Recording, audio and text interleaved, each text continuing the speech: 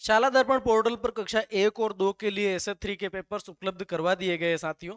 तो पेपर कैसे डाउनलोड करने हैं, उनकी मूल्यांकन की प्रोसेस क्या रहने वाली है और उसके बाद नंबर एंट्री कैसे करनी है, सारी बातें आज के वीडियो में देखेंगे। चैनल पर नए हैं तो सब्सक्राइब करें, बेल आइकन को प्रेस कर दें ताकि इंपॉर्टेंट जानकारियां आप तक सबसे पहले पहुंचती रहे। शुरू करते हैं आज की वीडियो को साथियों। कक्षा 1 और 2 का एसए 3 जो लिया जाना है वो बार जो है पेपर RSCERT की तरफ से हमारे पास आने वाले हैं। तो आप सबसे पहले तो वही स्कूल लॉगिन कर लेंगे, आईडी और पासवर्ड डाल करके स्कूल लॉगिन कर लेंगे साथियों।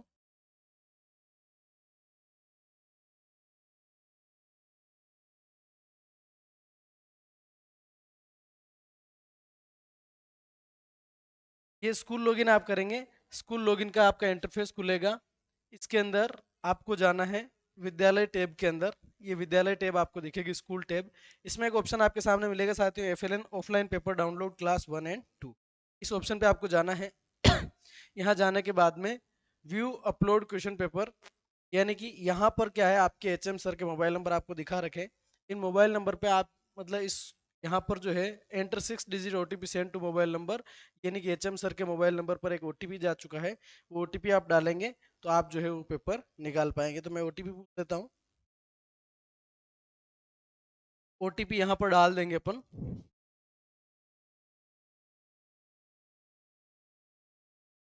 OTP डालने के बाद सबमिट OTP का ऑप्शन आएगा, मतलब उस ऑप्शन पर क्लिक करते ही OTP चला जाएगा। और यहाँ पर अब आपके सामने साथियों पूरी की पूरी चीज खुल करके आ गई है। ये सारे के सारे पेपर्स आपके सामने हैं।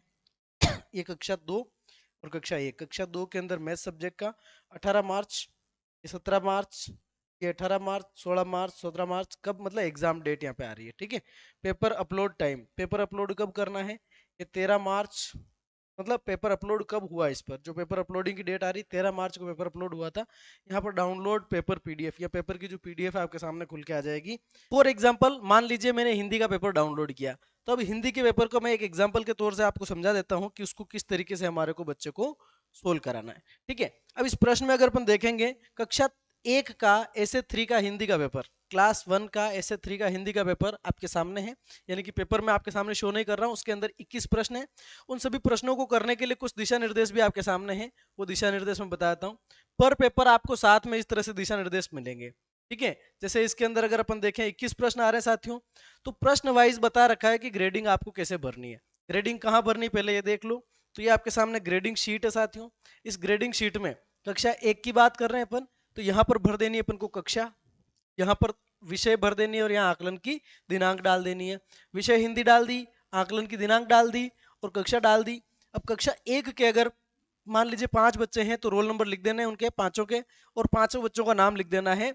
अब पेपर आपने डाउनलोड कर लिया, आपको एक सिंगल पेपर डाउनलोड करना है, और सिंगल पेपर डाउनलोड करने के बाद में पेपर आपके पास रहेगा, बच्चा आपके सामने बैठेगा, 1 to 1 करके आपको पूरा पेपर लेना है। आपके सामने पहली क्लास का एक बच्चा बैठा है, आप बैठे हुए हैं, आपके पास पेपर है। आपने पहला प्रश्न बच्चे को पढ़ करके सुनाया और मौखिक रूप से बच्चे से आंसर लेने हैं।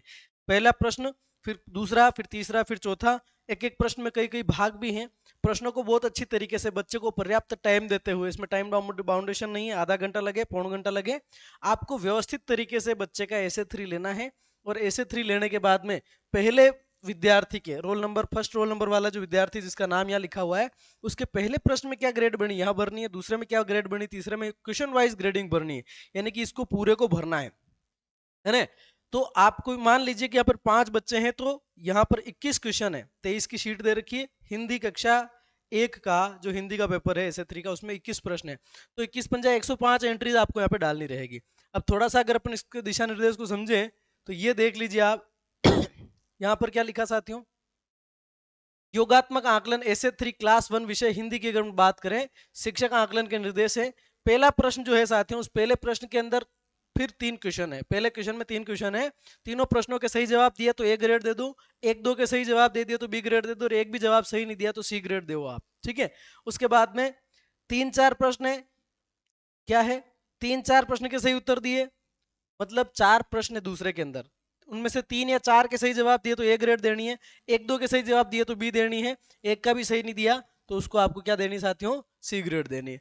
फिर तीसरे प्रश्न में भी 4 प्रश्न है, तीसरे में 4 प्रश्न है, 3-4 के सही जवाब A ग्रेड, एक दो के सही जवाब B ग्रेड, और एक का भी सही नहीं दिया तो सी ग्रेड। इस तरह से आपको ग्रेडिंग करनी है। 18 से 24 शब्दों को बिना अटके सही पढ़ा, ए ग्रेड दे दो। 6 से 10 शब्द बी ग्रेड दे दो। 10 से कम शब्द हैं या तो उसको आपको क्या करना है साथियों, सी ग्रेड में रखना है। ठीक है, ये शब्दों के पढ़ने से संबंधित तो बच्चे से पढ़वाना है। 3-4 शब्द सही बताए, 1-2 बताए, ये पूरी की पूरी आपके सामने जो है डिटेल्स दे रखी है कि किस तरह से आपको आकलन करना है। तो पेपर आप डाउनलोड करेंगे, उस पेपर के सामने आपको जो है साथियों पूरे के पूरे शिक्षक निर्देश भी मिलेंगे, और उसी पेपर में आपको जो है योगात्मक आकलन की ग्रेडिंग की शीट भी मिल जाएगी। अब कुछ बातें और ध्यान से देख लीजिए। आकलन प्रक्रिया में यह व्यक्तिगत 1-to-1 आकलन रहेगा। शिक्षक और विद्यार्थी आमने सामने बैठेंगे। प्रश्न को मौखिक रूप से पढ़ा जाएगा, विद्यार्थी मौखिक रूप से उत्तर देगा। जहां आवश्यक हो वहां लिखित भी हो सकता है। जैसे मान लीजिए एक प्रश्न आ गया, बच्चे से कहा कि मनपसंद चित्र बनाओ, तो इसका जवाब लिखित रहेगा साथियों।